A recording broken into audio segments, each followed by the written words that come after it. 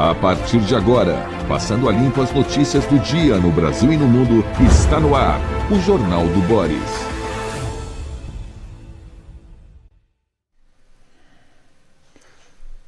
Bom dia, muito bom dia. Está no ar o Jornal do Boris.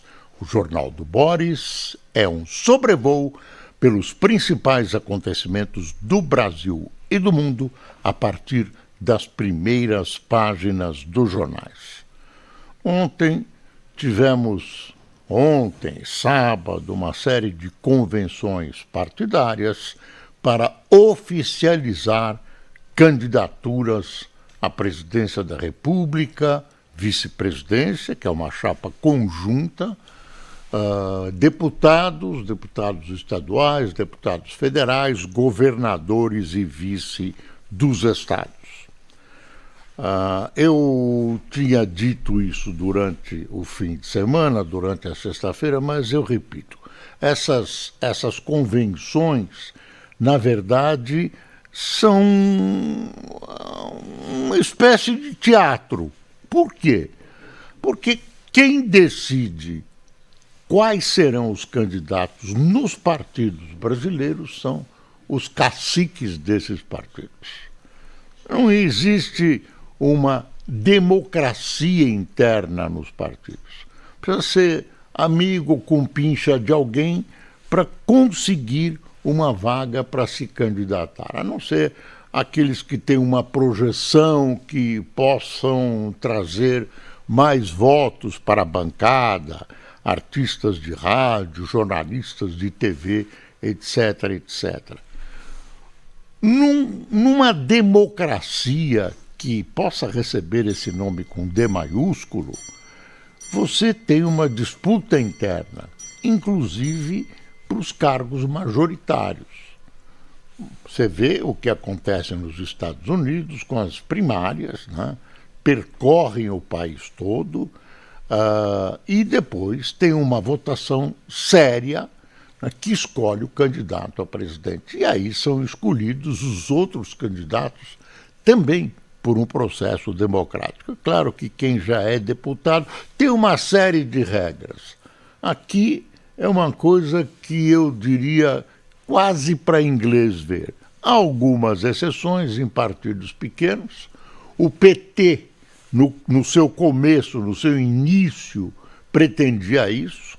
Hoje, o Lula indica quem são os candidatos. Né?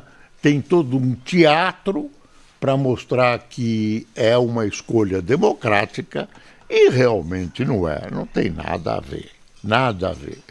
Mas, enfim, serve para as pessoas colocarem algumas das suas posições, né? E tem alguns entreveros, por exemplo, escolha de vice, que devia ter sido realizada, ainda dá tempo, tem um prazo para isso. O Flávio Bolsonaro não conseguiu. Não chegou-se a um vice. É mulher, não é mulher, é chapa única, chapa do mesmo partido. Tem um monte de coisas rolando. Tem uma candidatura a suplente de senador que não devia existir e que continua existindo. Imagine, você vai ver quem são os suplentes de senador. Você não vota nele, você vota no senador e traz primeiro, o segundo suplente. Geralmente o pessoal ou é um familiar ou o pessoal que financiou a campanha. Não tem presença política, não tem, é um vazio único. Tem um monte de coisas que a gente tem que, através do voto, através de um processo democrático, através de pressão pública, renovar, rearranjar, passar a limpo na democracia brasileira. Tem muita coisa. Por exemplo, o voto obrigatório. Por que voto obrigatório? As pessoas, boa parte das pessoas vão viajar, né? Não estão interessadas, as que estão interessadas vão para cumprir tabela, votem qualquer um, né? Esse é um voto desqualificado. Então, se você tiver, por exemplo, nos Estados Unidos, o voto não é obrigatório, a eleição se passa num dia de semana que não é feriado. E é considerada a maior democracia do mundo, né? E claro que tem problemas, tem falhas. Agora, por que voto obrigatório? O voto é um direito do indivíduo, é um direito do cidadão, mas não deve ser uma obrigação. Mas aqui tem gente que acha que se o voto não for o voto tem que ser obrigatório para as pessoas exercitarem a democracia. Será que nós somos tão chucros que não exercitamos esse ponto da democracia? Enfim, por exemplo, o Ortega na Nicarágua, aliás, uma injustiça que eu cometi na sexta-feira, o Itamaraty interrogou o Ortega, assim, quer dizer, não se conformou com o fato de ele ter dito que acabaram-se as eleições na Nicarágua. O Ortega tem medo que as oposições, que ele acha que são um lixo, assumam o governo dele, que é bom, ele que sabe tudo, ele que conduz a Nicarágua para caminhos luminosos. Vê o que acontece com a Nicarágua. Para definir o que é a Nicarágua hoje, em termos econômicos, políticos, representativos, eu teria que dizer um palavrão que eu não devo dizer, né? No SBT, em toda a nossa rede, ninguém merece. Bom, tem uma pesquisa. Tem uma pesquisa do Rio, mas tem uma pesquisa importante, está aqui, ó. Pesquisa BTG Nexus, esse é a Veja. BTG Nexus, como está a disputa Lula versus Flávio Bolsonaro após o tarifaço? Flávio Bolsonaro está num período de crise, a candidatura dele. Vão aparecendo coisas a conta-gotas que não são favoráveis, são contra ele. Os próprios companheiros dele temem que apareçam mais coisas que ele omitiu ou coisas que ele faltou com a verdade, para não usar a palavra mentira, porque ele sabia que estavam vivas, mas não tinham vindo à tona. Então o Flávio tem esse problema e, neste momento, o Lula nada tranquilamente em direção ao novo mandato. Atenção, existe um movimento na direita brasileira, um movimento cada vez mais forte, você vai ver pelo noticiário dos jornais, para tentar remover de alguma maneira, seria ele mesmo que renunciaria à candidatura de Flávio Bolsonaro, para dar lugar a um outro candidato da direita que conseguisse arregimentar apoio de toda a direita, porque ela está bifurcadíssima, né? Tem os bolsonaristas, os ex-bolsonaristas, tem toda uma série de divisões que são divisões muito pesadas na direita, o que enfraquece. A tentativa é a seguinte: não é ganhar no primeiro turno, é levar a um segundo turno e depois conseguir reunir todas as forças de direita que aí podem superar o Lula. Essa é a ideia, não estou defendendo essa ideia, essa é uma ideia. Você, num segundo turno, se você tiver os candidatos alinhados, os que foram candidatos pela direita, em torno de um candidato só, você pode conseguir uma candidatura viável contra o presidente Lula. Vamos para a pesquisa. Uma nova pesquisa BTG Nexus, divulgada nesta segunda-feira, mostra como está a disputa, tal. Aí, vamos lá. Confira os números. Lula 42, Flávio 33. Lula 42, Flávio 33. 9 pontos percentuais.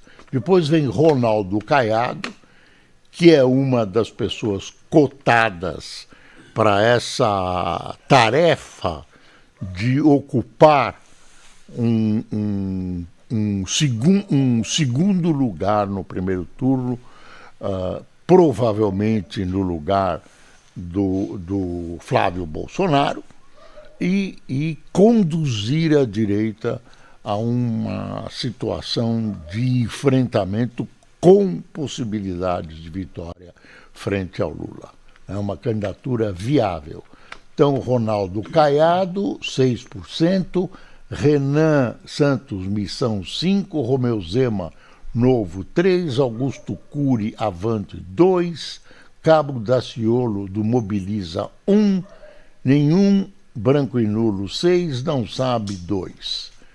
No cenário de segundo turno, pela pesquisa BTG News, Lula aparece numericamente à frente de seus adversários, mas empatado tecnicamente dentro da margem de erro com Flávio Zema e Caiado. Confira os números. Tá aqui, ó. Aí o Flávio não está mal.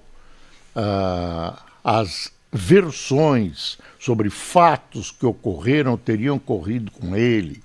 A briga com a madrasta dele parece não terem influenciado tanto assim, não terem prejudicado tanto assim a candidatura dele. Mas como se trata de uma disputa milimétrica, prejudicou sim. Esses fatos prejudicam. E o temor de que apareçam novos fatos. Então, segundo turno, Lula versus Flávio. Lula 47, Flávio 43. Aí tá margem de erro, né? Se não tá perto. Então, 47, 43. Lula, Zema, 46, Zema, 42. Lula, 45, Caiado, 43. Aí, margem de erro, estão muito perto. Essa é um pretexto, né? É a lógica que o pessoal que quer o Caiado no segundo turno está ou quer transformá-lo num candidato no lugar de Flávio Bolsonaro, é o argumento deles, 45 a 43. Lula, Renan, 47 a 39.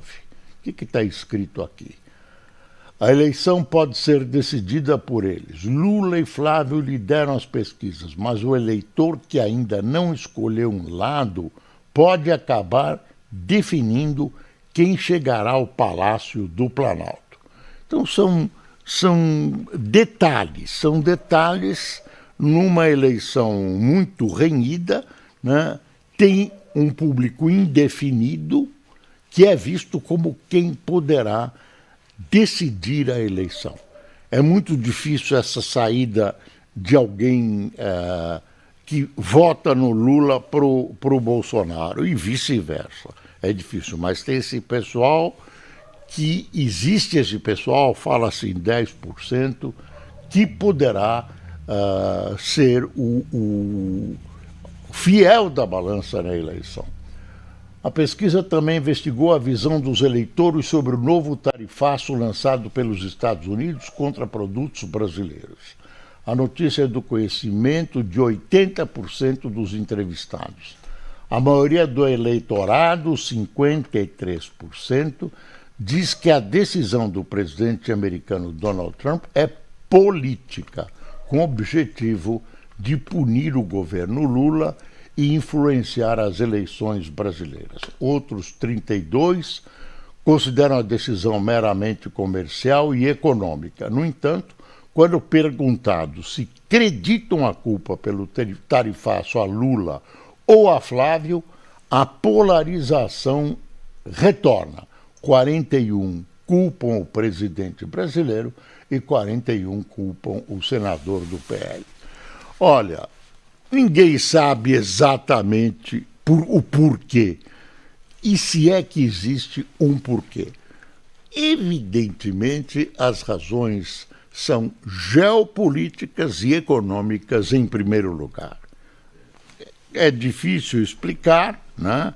É difícil reduzir isso às frações que compõem essa conclusão, mas não é a eleição desse ou daquele que levaria o presidente dos Estados Unidos a essa posição. Tem uma série de outros componentes. Talvez exista um dos componentes como partícipe desse conjunto de fatores que levam o presidente a isso. Um dos fatores é a dificuldade de acesso que o Brasil tem à intimidade da Casa Branca ou à intimidade do Departamento de Estado. E o Brasil, por exemplo, é visto como um país hostil, isso se fala pouco. Por exemplo, o Brasil preconiza que o dólar deixe de ser a moeda oficial das transações internacionais. Usar a moeda chinesa, usar o real, moeda argentina, tem toda uma série de propostas que são consideradas hostis pelos Estados Unidos. Essa invenção de trabalho escravo, não sei o que, é pretexto. Tem outras razões que os americanos veem, que eu não sei se são corretas, de que o Brasil cobra dos Estados Unidos taxas que não encontram correspondentes quando a questão é ao contrário. A pesquisa BTG Nexus foi realizada por telefone. Ouviu 24 e 20, nos dias 24 e 26 de julho, 2.004 eleitores. Eu não gosto de pesquisa feita pelo telefone. Acho que tem um desgaste na qualidade da pesquisa. Tem gente que acredita, está aí para você, uma pesquisa que está chancelada por nomes importantes, BTG Nexus. Vamos para as manchetes dos jornais. Hoje, né? Para 52%, Trump usa tarifaço para ajudar Flávio, diz Datafolha, que nós já observamos aqui nessa pesquisa BTG Nexus. O Estadão, efeito Milei. Efeito Milei derruba vendas do Brasil para a Argentina.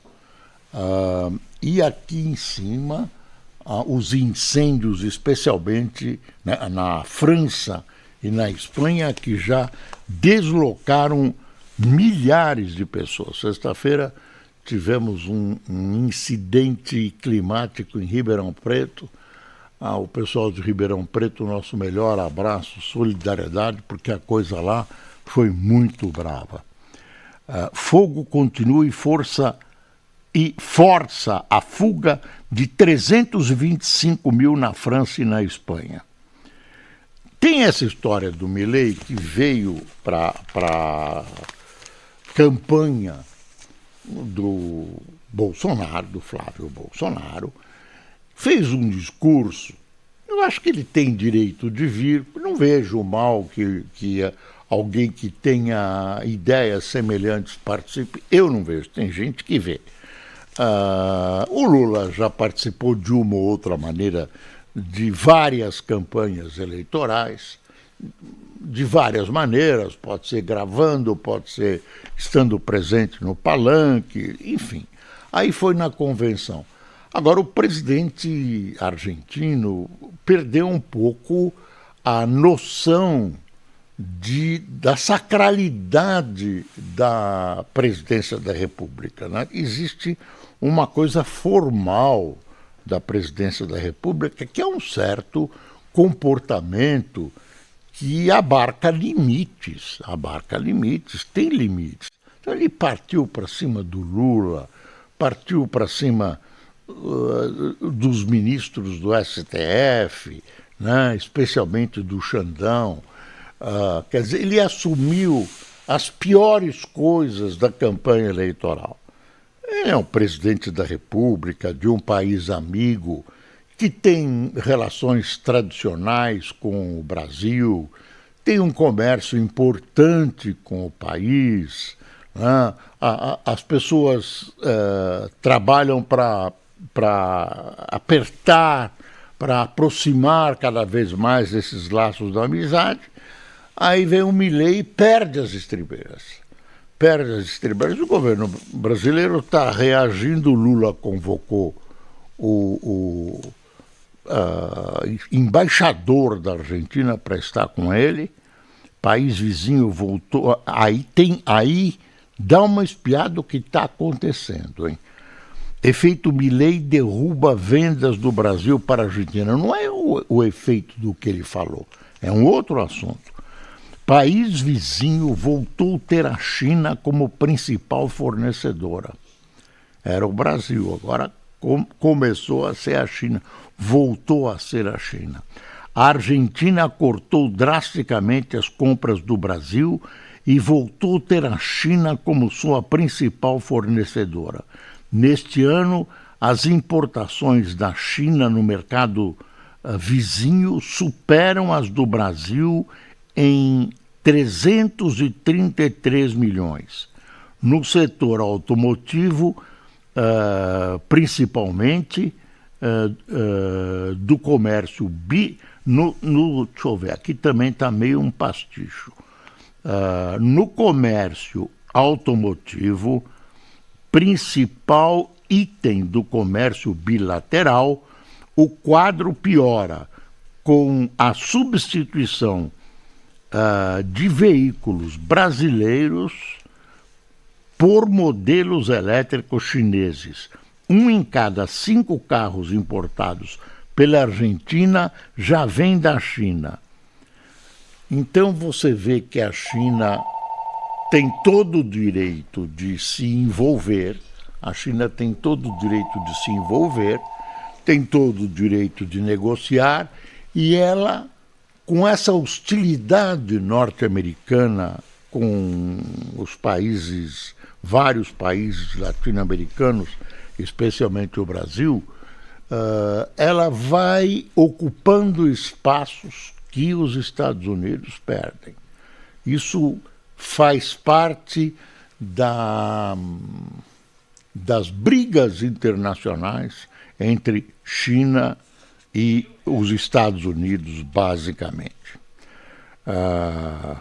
É a grande luta internacional, é a grande disputa internacional, e a China está sendo inteligente, usa muito pouco a verbosidade, a verbosidade agressiva, mas é agressiva no comércio. E o Brasil tem que diversificar, tem que saber que as coisas mudaram, tem que lutar para resolver esse problema do tarifaço, reduzir, mas tem que saber que acabou, que entramos num outro momento e temos que nos adaptar a esse outro momento. Esse negócio de revidar e tal, isso é bobagem, né? Criar uma guerra onde nós somos pequenos e os Estados Unidos são muito grandes. Caiado se lança à presidência pelo PSD de Dado e sobe tom contra Flávio Lula. Para ex-governador de Goiás, tanto quem rouba com a mão direita como quem rouba com a esquerda é ladrão. Eu achei gozada a frase, mas é verdadeira.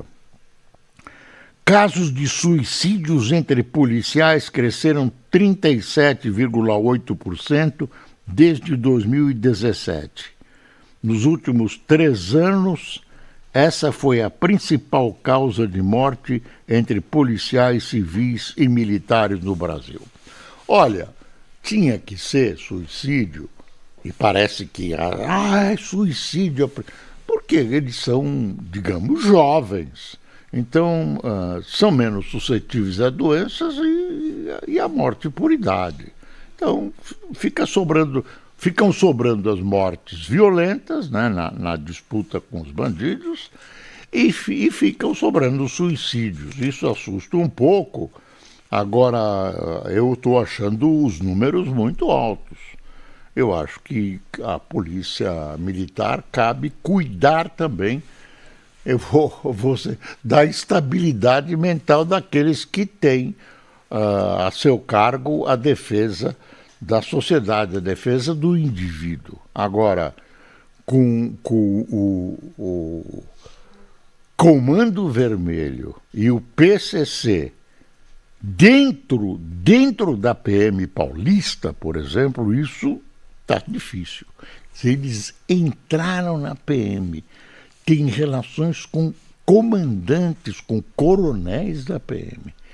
Isso é uma vergonha. Isso é uma vergonha.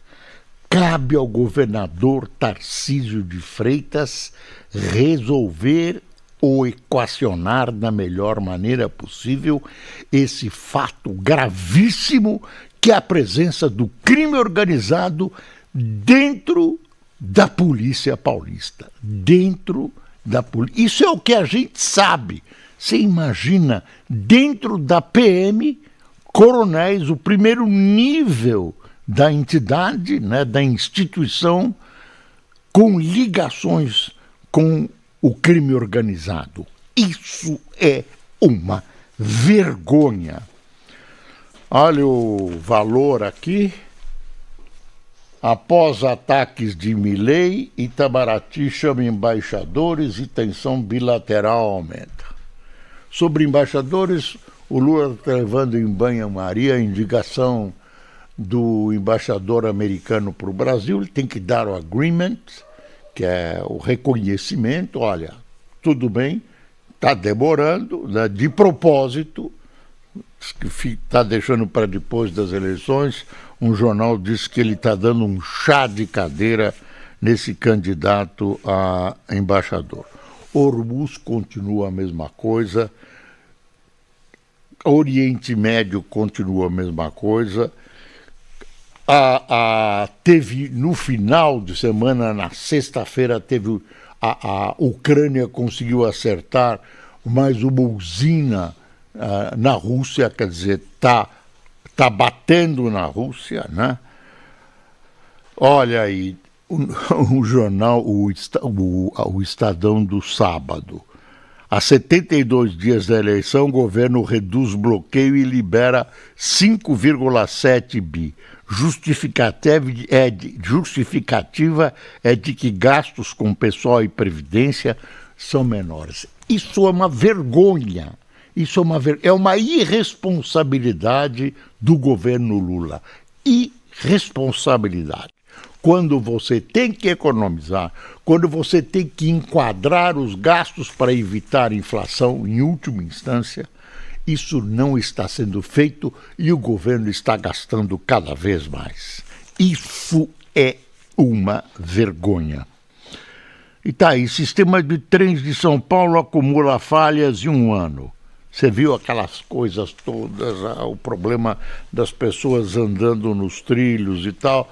Tirar a concessão que começou há uma semana é uma falácia, não é o caso.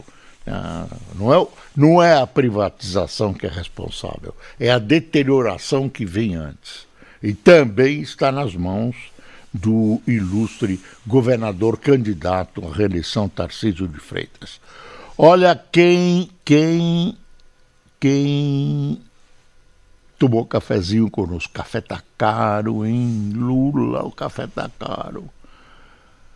Cássia Ascencio, Paulo Caetano, Dalvelena, Márcio Fernandes, Jean Philippe, Nivene Maria, Isabel Severino, Hamilton Cardoso, Leandro Augusto, Juarez Bueno, Nestor Dembski, Jonas Amaral, Rosina Parchem, de Curitiba, Erasmo Ribeiro, de Natal, Ednildo Holanda, de Cascavel, Ceará, e Júlio César de Imbé, no Rio Grande do Sul. No Rio Grande do Sul também as chuvas estão inclementes, o pessoal vai ter que acostumar com o novo clima. E se preparar também é difícil, porque obras desse tamanho requerem tempo e não há tempo. Não há tempo. Pessoal, muito obrigado, boa semana, essa semana, e estaremos com você amanhã em todas as nossas plataformas. Sempre lembrando que é preciso passar o Brasil a limpo. Bom dia.